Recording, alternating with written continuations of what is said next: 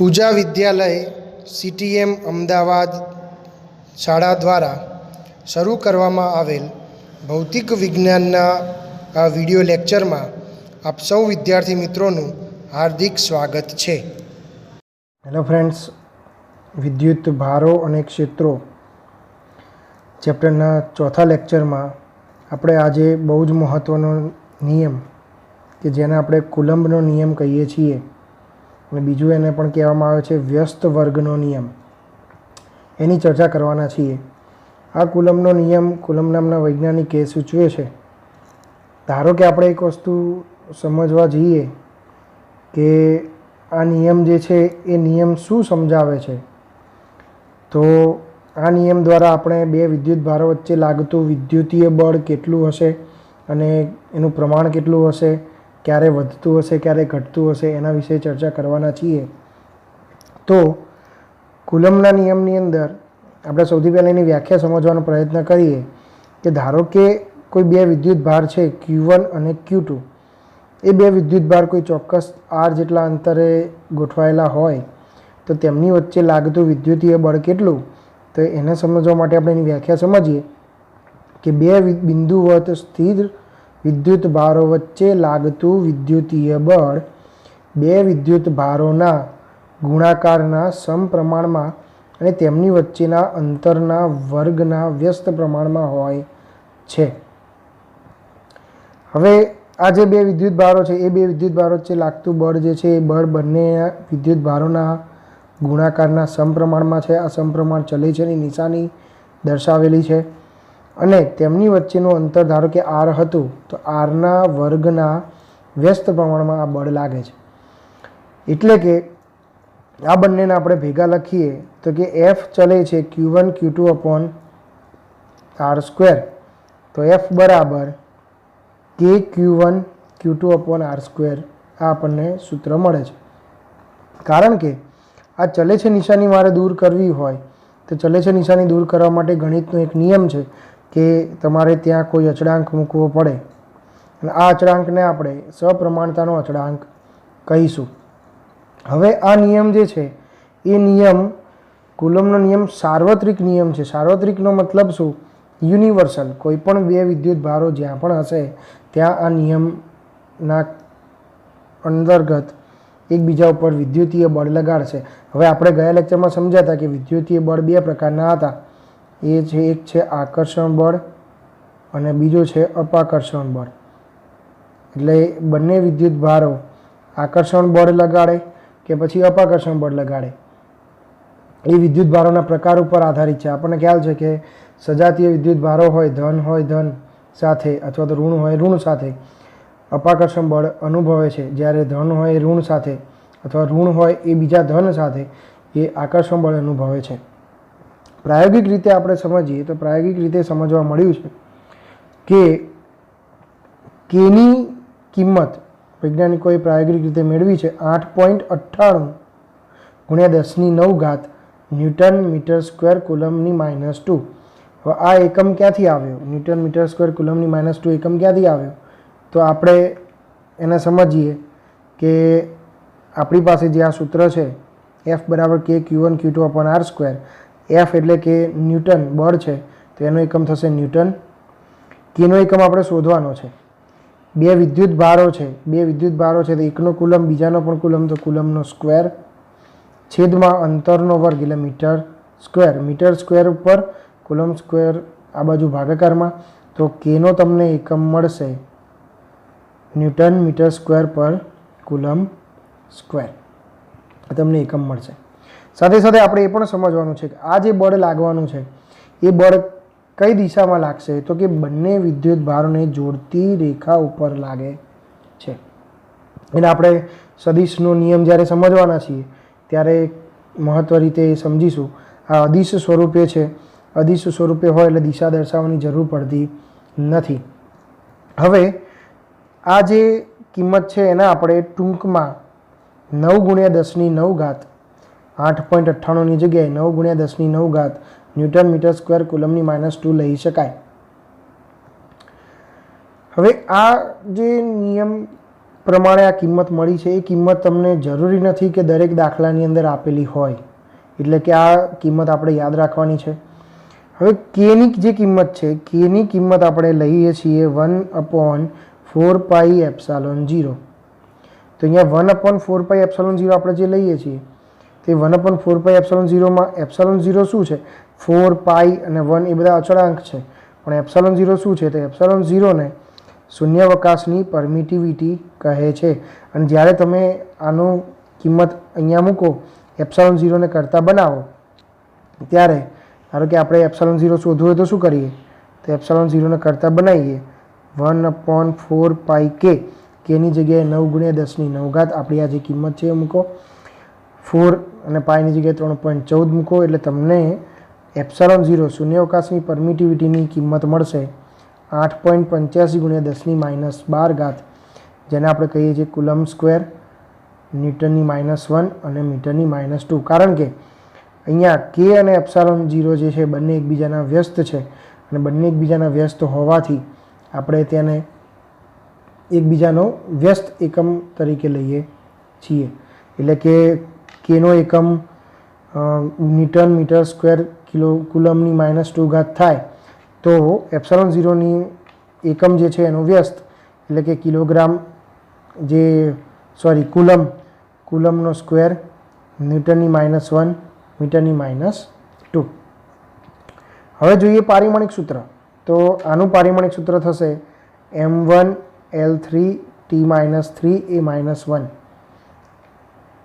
અને એનું વ્યસ્ત કરીએ એટલે કે ε0નું પારિમાણિક સૂત્ર થશે m-1 L - 3 T3 A1. આ બંને પારિમાણિક સૂત્ર એક્ઝામની દ્રષ્ટિએ ખૂબ જ મહત્ત્વના છે. ધારો કે આપણે એવું વિચારીએ કે બંને વિદ્યુતભાર સમાન હોય તો શું થાય? તો બંને વિદ્યુતભારનું મૂલ્ય સમાન લઈ લઈએ, તો અહીંયા સમાન વિદ્યુતભાર મૂકતા એનો વર્ગ થશે, તમને સૂત્ર મળશે F = K Q²/R². હવે કેટલા પ્રમાણમાં બદલાય છે?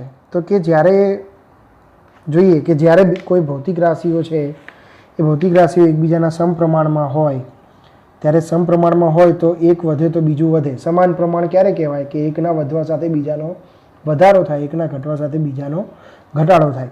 જ્યારે વ્યસ્ત પ્રમાણ કોને કહેવાય? તો કે ઉલટું હોય, એકના વધવા સાથે બીજાનો ઘટાડો થાય અને બીજાના વધવા સાથે પહેલાંનો ઘટાડો થાય. તો આપણે અહીંયા એક સમજી લઈએ, એના એક્ઝામ્પલ આપણે પછી કરવાના છીએ એક્સ્ટ્રામાં, ટેક્સ્ટ બુકમાં આપેલા નથી પણ એક્સ્ટ્રામાં આપણે એક્ઝામ્પલ કરવાના છીએ. તો એને આપણે સમજી લઈએ કે બળ જે છે આ બળમાં વધારો ક્યારે થશે? તો કે બળમાં વધારો થવા માટે તેમાં રહેલા જે વિદ્યુત ભાર છે એ વિદ્યુત ભારમાં વધારો થાય તો બળમાં વધારો થાય, કારણ કે બંને એકબીજાના સમપ્રમાણમાં છે. એટલે ધારો કે તમને એક કુલમના 2 વિદ્યુત ભારો આપેલા હોય અને એમની વચ્ચે લાગતું તમે જે બળ શોધ્યું એમાં તમે વિદ્યુત ભારોમાં વધારો કરો, ધારો કે 2 કુલમ વિદ્યુત ભારનો વધારો કરો, તો વિદ્યુત ભારને આપણે બમણો કર્યો, પણ બમણો કર્યો સામે એનો શું છે? વર્ગ છે. એટલે વર્ગનો બમણો કરો એટલે 4 થાય, તો 2નો વર્ગ 4, તો 4 ગણું બળ વધે. સાથે સાથે જો અંતરમાં તમે વધારો કરો તો વ્યસ્ત પ્રમાણના નિયમ અનુસાર બળમાં ઘટાડો થાય. અંતરમાં વધારો કરતાં બળમાં ઘટાડો થાય. ટૂંકમાં એક વસ્તુ શું યાદ રાખીશું આપણે? તો કે વિદ્યુતીય બળમાં વધારો થવા માટે વિદ્યુત ભાર વધવો જોઈએ અને અંતર ઘટવું જોઈએ, જ્યારે ઘટાડો થવા માટે વિદ્યુત ભાર ઘટવો જોઈએ, અંતર વધવું જોઈએ. આ હતી સમજ આપણે અદિશ ગુણાકાર વિશેની, અને અદિશ સ્વરૂપે બળ જે આપણે ભણ્યા છીએ એની. હવે આપણે સદિશ સ્વરૂપે ભણવાના છીએ. આ ખૂબ જ મહત્ત્વનો છે. આ નિયમ 2 માર્ક્સની અંદર પૂછાય એવો છે, એટલે આપણે એને ધ્યાનથી સમજીશું. કે ધારો કે આપણી પાસે અહીંયા જે બળ છે, ધારો કે તમને એવું પૂછે કે કુલમનો નિયમ સદિશ સ્વરૂપે સમજાવો, તો સૌથી પહેલાં વ્યાખ્યા જરૂરથી લખવી. એવું નથી કે અદિશ સ્વરૂપ પૂછ્યું હોય તો જ વ્યાખ્યા લખવી, પરંતુ વ્યાખ્યા ખાસ કરીને નિયમ પૂછાય એટલે લખવી. વિદ્યાર્થી મિત્રો યાદ રાખજો, જ્યાં પણ તમને નિયમ પૂછ્યો હોય, જ્યાં પણ તમને વિધાન પૂછ્યું હોય, જ્યાં પણ તમને વ્યાખ્યા પૂછી હોય, જ્યાં પણ તમને એનું કોઈ વૈજ્ઞાનિકનું સૂચન પૂછ્યું હોય, એમાં બધામાં તમને જે વ્યાખ્યા કે જે વિધાન ટેક્સ્ટબુકની અંદર આપેલું છે એની અંદર કોઈ છેડખાની કરવી નહીં, એનું બને તેટલું બેઠે બેઠું સ્વરૂપ લખવાનો પ્રયત્ન કરવો. તો આપણે હવે સમજવા જઈએ કે ભાઈ કુલમનો નિયમ સદિશ સ્વરૂપે કેવી રીતે સમજી શકાય. તો એમાં કશું જ અઘરું નથી. જે નિયમ આપણે આગળ ભણ્યા છીએ એ જ સૂત્રનો આપણે ઉપયોગ કરવાના છીએ, પરંતુ હવે એમાં આપણે દિશા દર્શાવવાના છીએ, તો એને સદિશ સ્વરૂપે આપણે ફેરવી શકાય. તો હવે આપણે ધ્યાનમાં લઈએ કે કુલમનો નિયમ સદિશ સ્વરૂપે સમજાવો. તો સૌથી પહેલાં તો આપણે એક અહીંયા આકૃતિ છે, એ આકૃતિને સમજવાનો પ્રયત્ન કરીએ. આપણે એ આકૃતિમાં આપણે બે વિદ્યુત ભારો બતાવ્યા છે, Q1 અને Q2. બંને વિદ્યુત ભારોને કોઈ ચોક્કસ યામ પદ્ધતિ એટલે કે કાર્ટેશિયન યામ પદ્ધતિના ઉદ્ગમ બિંદુની સાપેક્ષમાં આપણે ગોઠવેલા છે. આ બધા જ વાક્યો આપણે થિયરીમાં લખવાના છે કે ધારો કે બે બિંદુવત વિદ્યુત ભાર Q1 અને Q2 ને કાર્ટેશિયન યામ પદ્ધતિમાં ઉદ્ગમ બિંદુની સાપેક્ષે ગોઠવેલા છે. બીજો મુદ્દો એ થશે કે ઉદ્ગમ બિંદુની સાપેક્ષે R1 જેટલા સ્થાન સદિશે વિદ્યુત ભાર Q1 મૂકેલો છે, જ્યારે ઉદ્ગમ બિંદુની સાપેક્ષે R2 જેટલા સ્થાન સદિશે વિદ્યુત ભાર Q2 મૂકેલો છે. હવે આપણે જે અહીંયા ઉદાહરણ લીધું છે આકૃતિમાં, એ ઉદાહરણ આપણે અપાકર્ષણ બળ લાગતું હોય એવા તંત્રની વાત કરીએ છીએ, જેથી કરીને અપાકર્ષણમાં બંને એકબીજાથી દૂર ધકેલાય અને Q1 દ્વારા Q2 પર જે બળ લાગવાનું છે એ આ તરફ લાગવાનું છે. એટલે કે Q1 છે Q2 ને એની દૂર ધકેલવાનો છે આ દિશામાં, જ્યારે Q2 દ્વારા Q1 ઉપર જે બળ લાગવાનું છે એમાં Q1 ને આ દિશામાં ધકેલવાનું છે. એટલે આપણે બંને રીતે સમજી શકાય કે એક દ્વારા બે ઉપર લાગતું બળ, જેના આપણે F સદિશ 2 1 અને શું વંચાય 2 1, F સદિશ 2 1 એક દ્વારા બે પર લાગતું બળ, જ્યારે બે દ્વારા એક ઉપર લાગતું બળ હશે એ આપણું આ હશે F સદિશ 1 2, કે જે આ દિશામાં હશે. આપણે વ્યાખ્યાની અંદર જોયું હતું, ફરીથી વ્યાખ્યા એક જોઈ લઈએ કે બે બિંદુવત સ્થિર વિદ્યુત ભાર વચ્ચે લાગતું વિદ્યુતીય બળ બે વિદ્યુત ભારોના ગુણાકારના સમપ્રમાણમાં અને તેમની વચ્ચેના અંતરના વર્ગના વ્યસ્ત પ્રમાણમાં હોય છે. તે બે વિદ્યુત ભારોને જોડતી રેખા પર લાગે છે. એટલા માટે આપણે અહીંયા દર્શાવ્યું છે જોડતી રેખા. આ બંનેને જોડતી રેખા ઉપર આના લીધે આની ઉપર બળ લાગતું હોય, એક દ્વારા બે ઉપર લાગતું હોય તો આ દિશામાં અહીંયા લાગશે, જ્યારે બે દ્વારા એક ઉપર લાગતું હોય તો આ દિશામાં અહીંયા લાગશે. તો આપણે શરૂઆત કરીએ કે ધારો કે Q2 વિદ્યુત ભાર પર Q1 વિદ્યુત ભાર વડે લાગતું બળ કેટલું. હવે જો સદિશ સ્વરૂપે છે એટલે ખાસ કરીને અહીંયા સદિશ દર્શાવવો જરૂરી છે. તો F21 સદિશ બરાબર આપણું જે સૂત્ર હતું 1/4πε0 કેની જગ્યાએ આપણે આ કિંમત મૂકી હતી Q1 Q2/R². હવે એક દ્વારા બે ઉપર લાગે છે તો અહીંયા પણ શું લખીશું, એક દ્વારા બે ઉપર. અને જ્યારે પણ આપણે દિશા દર્શાવીએ છીએ, ખાસ ધ્યાન રાખજો, આ સૌથી મોટી ભૂલ વિદ્યાર્થી મિત્રો કરે છે. જો અહીંયા તમે દિશા દર્શાવો છો, સદિશ દર્શાવો છો, તો એની પાછળ એકમ સદિશ લખવો ખૂબ જ જરૂરી છે,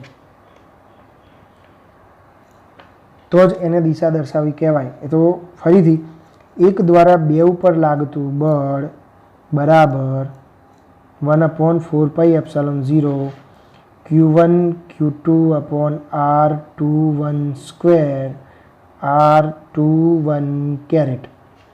આ એકમ સદિશ છે. આપણે 11મા ધોરણમાં ભણ્યા હતા કે એકમ સદિશ એટલે શું, તો કે ધારો કે કોઈ સદિશ હોય એનો એકમ સદિશ બરાબર શું થાય, તો કે જે તે સદિશ મળે છે એ સદિશ ભાગ્યા એ સદિશનું માન અથવા તો મૂલ્ય, જેને આપણે એકમ સદિશ કહીએ છીએ. તો આપણે આને કહીએ ધારો કે સમીકરણ નંબર 1. હવે બળની જે સદિશની આપણે દિશા દર્શાવવાની છે, બળના સદિશની દિશા પરનો એકમ સદિશ, એટલે કે આને આપણે સોલ્વ કરવો પડશે. એને આપણે સોલ્વ કરીએ એટલે આપણે અત્યારે હાલ જે સૂત્ર કીધું એ સૂત્ર ઉપરથી જ આપણે એને સમજીએ. આ સૂત્ર ઉપરથી જ આપણે એને સમજવાનો પ્રયત્ન કરીએ કે સદિશ ભાગ્યા એનું માન. તો આપણે જો 2 1 કેરેટ લેતા હોઈએ, 2 1 બરાબર 2 1 સદિશ, એટલે એક વિદ્યુતભારથી લઈને બીજા વિદ્યુતભાર સુધીનું અંતર સદિશ દર્શાવે, સ્થાન સદિશ દર્શાવે છે, ભાગ્યા એનું મૂલ્ય. હવે આ સદિશ શું છે તો કે ધારો કે અહીંયા આપણે સમજીએ, આ આકૃતિ પરથી સમજીએ કે R2 - R1 કેમ લીધું. એક દ્વારા બે ઉપર લાગતું જે બળ છે તો R1 જે છે, R1ના સંદર્ભમાં તમે R2 અંતરે લાગતું બળ આ રહ્યું અહીંયા આ દિશામાં લઈ રહ્યા છો. ફરીથી સમજો, R1 સદિશના સંદર્ભમાં R2 સદિશ જેટલું અંતર તમે અહીંયાથી લઈ રહ્યા છો, બરાબર છે. તો R21 તો R2 સદિશ માઇનસ R1 સદિશ ભાગ્યા તમે R21 પણ લખી શકો અને મૂળ R1 સદિશ પણ લખી શકો, બંને મૂલ્ય દર્શાવે છે, જેને આપણે શું કહીશું, Q2 થી Q1 તરફનો સદિશ, બરાબર.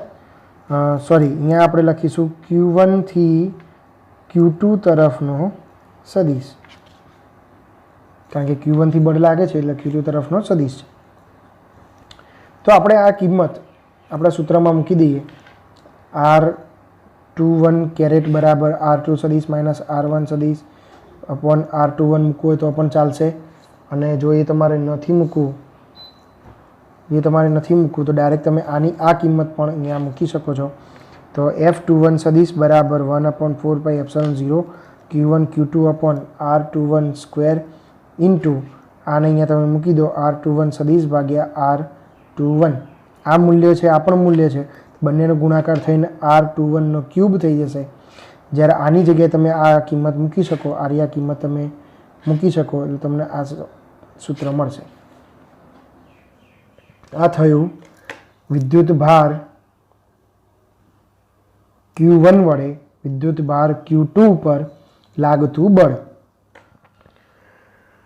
હવે આપણે વાત કરીએ કે Q1 દ્વારા Q2 પર લાગતું તો જોયું, પરંતુ Q1 વિદ્યુત ભાર પર Q2 વડે લાગતું બળ કેટલું થશે. તો સીધું જ વસ્તુ છે, જેમ આપણે અહીંયા સૂત્ર લખ્યું હતું એમ અહીંયા લખીશું. આપણે એક વસ્તુ શું ખાસ યાદ રાખીશું કે બે દ્વારા એક ઉપર લેતા હોઈએ તો અહીંયા બધે જ 2 1 2 1 2 1 2 1 2 આવશે. તો જો આપણે અહીંયા લઈએ કે ધારો કે F12 સદિશ બરાબર 1/4πε0 Q1 Q2 upon R12 square into R12 caret. જો કે જો અહીંયા ખાસ ધ્યાન રાખો, અહીંયા આપણે 2 1 લીધું તો અહીંયા પણ આપણે 2 1 લીધું, અહીંયા પણ આપણે 2 1 લીધું. ગુણાકાર છે, ગુણાકારમાં તો 2 1 લખો કે 1 2 લખો કોઈ ફરક પડતો નથી. 5 × 10 કરો કે 10 × 5 કરો, બરાબર, કોઈ જવાબમાં ફરક પડશે નહીં. તો અહીંયા પણ આપણે એ જ રીતે લઈએ કે હવે આપણે શું કરવું છે, 2 વડે 1 ઉપર, જે પાછળ હોય એના વડે પહેલા ઉપર, 2 વડે 1 ઉપર લાગતું બળ બરાબર 1/4πε0 Q1 Q2 upon R12 square R12 caret. અને આપણે સમીકરણ નંબર 2 કહીએ તો સમીકરણ નંબર 2માં આપણે ફરી એનો એકમ સદિશ શોધીએ તો શું થશે, R12 કેરેટ બરાબર R12 સદિશ ભાગ્યા R12 સદિશનું માન. એને આપણે શું લખી શકાય, 1 2 હતું તો 1 2 1 2, તો R1 સદિશ માઇનસ R2 સદિશ ભાગ્યા એનું માન છે. હવે આ જ કિંમત આપણે આની અંદર મૂકી દઈએ તો આપણે આની અંદર એ કિંમત મૂકતા આપણને શું મળશે જવાબ, તો કે F સદિશ 1 2, ખાસ યાદ રાખજો, F સદિશ 1 2 બરાબર 1/4πε0 Q1 Q2 અપોન R12 નો સ્ક્વેર ઇન્ટુ R12 સદિશ ભાગ્યા R12. આ બંને ગુણાકાર થશે એટલે R12 ક્યુબ મળશે. અને આની જગ્યાએ આપણે જેમ અહીંયા R2 સદિશ માઇનસ R1 સદિશ કર્યું હતું એમ અહીંયા પણ આપણે R12 સદિશ બરાબર R1 સદિશ માઇનસ R2 સદિશ મૂકી શકાય અને આપણે મૂકી દઈએ એટલે બંને વિદ્યુતભારો આપણને, બંને વિદ્યુતભાર દ્વારા એકબીજા પર લાગતું આપણને બળ અહીંયા મળ્યું છે. હવે બંને વિદ્યુતભાર દ્વારા એકબીજા પર લાગતું બળ આપણને અહીંયા મળ્યું તો હવે આપણે ખાસ કરીને શું સમજવાના છીએ, તો ખાસ કરીને આપણે અહીંયા સમજવાના છીએ કે આપણી પાસે જે બળ હતું, સમજો ખાસ કે આપણી પાસે જે બળ હતું એમાં આપણે સદિશ લઈએ. ધારો કે આપણે આવું લીધું R12 સદિશ બરાબર R1 સદિશ માઇનસ R2 સદિશ, આવું લખી શકાય. હવે આમાં હું બંનેના સ્ટેપ આડાઅવળી કરું એટલે ઉલટાઈ દઉં તો માઇનસ R2 સદિશ પ્લસ R1 સદિશ આવું લખી શકાય. અને એમાંથી માઇનસ નિશાનીને કોમન કાઢતા R2 સદિશ માઇનસ R1 સદિશ લખી શકાય. તો હવે વિદ્યાર્થી મિત્રો આની કિંમત શું હતી? તો આપણે અહીંયા જોયું હતું કે એની કિંમત શું હતી, તો કે R2 સદિશ માઇનસ R1 સદિશની કિંમત હતી કેટલી? R2 સદિશ માઇનસ R1 સદિશની કિંમત કેટલી હતી? તો કે સદિશ R21. તો આપણે અહીંયા આગળ આવું લખી શકાય માઇનસ R21 સદિશ.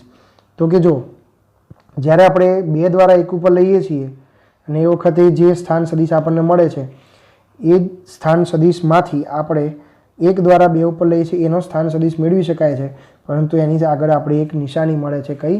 ઋણ. તો એનો મતલબ એવો થયો કે F12 સદિશ હું લઉં, કોઈ બળ હું લઉં છું F12 સદિશ, તો એમાં પણ મને F21 બળ મળશે, પણ એની આગળ પણ એક નિશાની આવશે.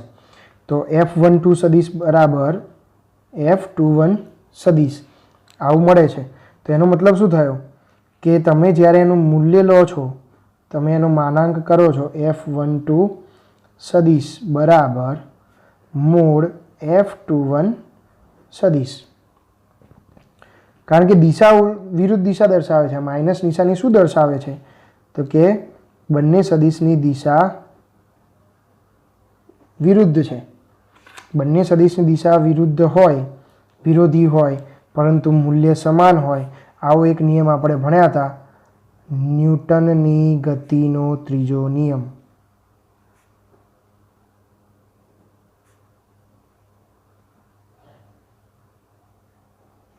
આઘાત અને પ્રત્યાઘાત સમાન પરંતુ પરસ્પર વિરુદ્ધ દિશામાં હોય છે. એટલે કે એક બળ છે બીજા બળના સમાન મૂલ્યમાં છે પરંતુ વિરુદ્ધ દિશામાં છે. એટલે આપણે એવું કહી શકાય કે કુલમ્બનો નિયમ એ ન્યૂટનની ગતિના ત્રીજા નિયમને અનુસરે છે. એટલે કે આપણે અહીંયા આગળ ખાસ તો કે ચર્ચા કરી તો કે એમાં પણ આપણે કુલમ્બના નિયમની વાત કરીએ છીએ. તે કુલમ્બના નિયમની વાતમાં આપણે એવું પણ સાબિત કર્યું કે ધારો કે આપણે 2 વિદ્યુત ભાર લીધા છે, તો 2 વિદ્યુત ભાર કેટલા થાય, એમાં શું ફેરફાર થાય, તો કેટલો વિદ્યુત બળ વધે ઘટે એની આપણે ચર્ચા કરી. તો આપણે અહીંયા આગળ જે ખાસ જોવાનું છે એમાં થોડી વિગત હું બોલું છું, સમજાવું છું, તમે સમજજો. એ થિયરિટિકલ થોડી વિગતો છે કે ધારો કે આપણે એવું વિચારીએ કે આ નિયમ છે મોટા મોટા પદાર્થો માટે લાગુ પાડી શકાય, તો કે થોડું એમાં બહુ જ ક્લિયરિટી મળતી નથી. કારણ કે નિયમ છે માત્ર બિંદુવત વિદ્યુત ભારોને લાગુ પાડી શકાય છે. મોટા મોટા વિદ્યુત ભારો ઉપર આની અસર શું થાય છે શું નહીં આપણે સમજી શકતા નથી, એને મેળવી શકતા નથી. એ જ રીતે આપણે જોવા જઈએ તો કે આ નિયમ આપણને જે મળ્યો એ નિયમ ધારો કે હું ગુરુત્વાકર્ષણના નિયમ સાથે સરખાવું છું, બરાબર. ધારો કે 2 ઇલેક્ટ્રોન વચ્ચે લાગતું ગુરુત્વાકર્ષણ બળ કેટલું, તો થોડું એક તમારે હોમવર્કમાં બી તમારે કરવાનું છે અને અહીંયા હું તમને સમજાવું પણ છું. થોડું હોમવર્કમાં એની ચકાસણી કરજો કે ધારો કે હું તમને દળ આપું છું માસ ઓફ ઇલેક્ટ્રોન, ઇલેક્ટ્રોનનું દળ તમને હું આપું છું 9.1 × 10⁻³ કિલોગ્રામ. તો આપણે આવા 2 ઇલેક્ટ્રોન લઈએ અને 2 ઇલેક્ટ્રોન વચ્ચે લાગતું ગુરુત્વાકર્ષણ બળ હું લઉં, 2 ઇલેક્ટ્રોન વચ્ચે લાગતું ગુરુત્વાકર્ષણ બળ, તો એ ગુરુત્વાકર્ષણ બળ છે એનું સૂત્ર શું થશે? તો Gme²/r². ધારો કે આપણે એને 1 મીટર અંતરે મૂકવામાં આવે છે, તો ગુરુત્વાકર્ષણ બળ, આ ધ્યાન રાખજો ખાસ, આ જે બળ ગુરુત્વાકર્ષણ બળ કેટલું થાય છે એ તમારે શોધવાનું છે અને એ જ ઇલેક્ટ્રોન છે એનો આપણે વિદ્યુત ભાર લઈએ Q ઓફ E ઇલેક્ટ્રોનનો વિદ્યુત ભાર કેટલો કીધો તો આપણે 1.6 × 10⁻19 કુલમ એ વિદ્યુત ભાર પર ધારો કે 2 ઇલેક્ટ્રોન તમે લો છો 2 ઇલેક્ટ્રોન લેતા આપણી પાસે K Q1 Q2 બંને ઇલેક્ટ્રોન જ છે એટલે Q²/R², આરને પણ આપણે 1 મીટર અંતરે જ મૂકવાનું છે તો F બરાબર જે આપણને વિદ્યુતીય બળ મળવાનું છે એ કેટલું થશે અને સામસામે એની તમારે સરખામણી કરવાની છે. આ તમારું હોમવર્ક છે બરાબર.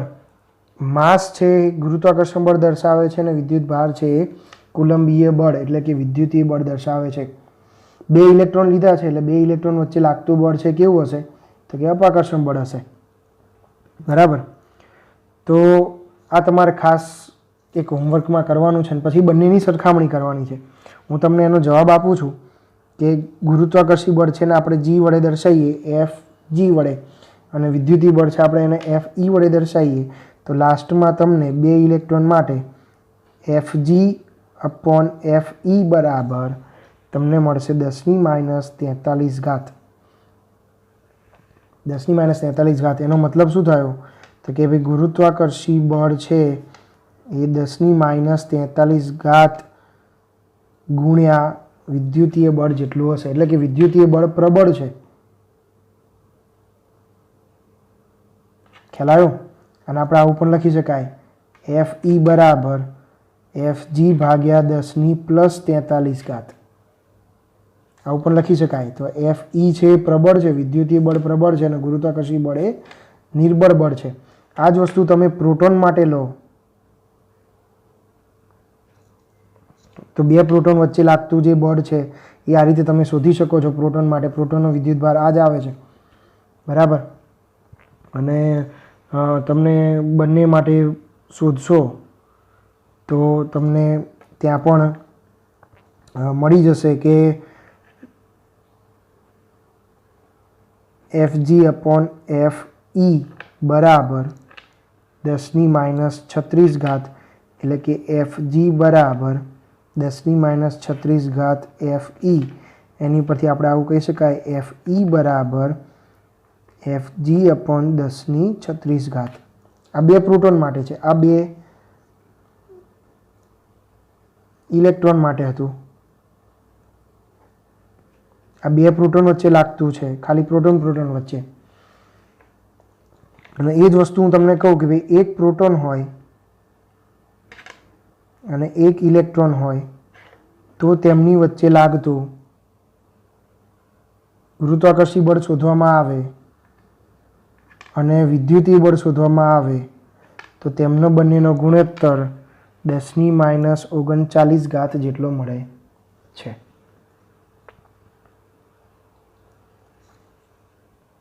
એટલે કે હવે અહીંયા ખાસ સમજવાની જરૂર એ હતી કે વિદ્યુત ભારો આપણે જ્યારે લઈએ છીએ ત્યારે આ વિદ્યુત ભારો જે આપણે શોધીએ છીએ એ તમને અમુક ફિક્સ રેન્જની અંદર એટલે કે 10⁻43 ઘાત 2 ઇલેક્ટ્રોન વચ્ચે મળ્યું આપણને, 2 પ્રોટોન વચ્ચે 10⁻36 ઘાત મળ્યું. એટલે આ ખાસ આપણે સમજવાનું હતું. તમને માસ ઓફ પ્રોટોન તમને આપી દઉં કારણ કે એમાં માસ ઓફ પ્રોટોન વગર તમે ગુરુત્વાકર્ષી બળ શોધી નહીં શકો. તો અહીંયા તમને હું આપું છું એની કિંમત. માસ ઓફ પ્રોટોન 1.7 × 10⁻27 કિલોગ્રામ બરાબર. અને તમે Q ઓફ પ્રોટોન વિદ્યુત ભાર તો એ જ લેશો 1.6 × 10⁻19 કુલમ. એટલે આ તમારે આ ગણતરી પછી આ 2 ઇલેક્ટ્રોનવાળી ગણતરી આ હોમવર્કમાં તમારે ખાસ કરવાનું છે. આ 3 વસ્તુનું હોમવર્ક તમારે ખાસ કરવાનું છે. ઓકે. એટલે હવે નેક્સ્ટ લેક્ચરમાં આપણે થોડા सम्स કરીશું. આ થોડા તમને એક્ઝામ્પલ્સ મેં ગણાવ્યા છે એ એક્ઝામ્પલ્સ આ એક્ઝામ્પલ તમે JEE અને નીટ માટે તો કરજો જ કારણ કે આ બેઝિક કોન્સેપ્ટ છે બધા. એટલે એ તમારે સમજવું ખૂબ જ જરૂરી છે. ઓકે, તો વિદ્યાર્થી મિત્રો આવતા લેક્ચરમાં આપણે કેટલાક सम्स કરવાના છીએ. ઓકે.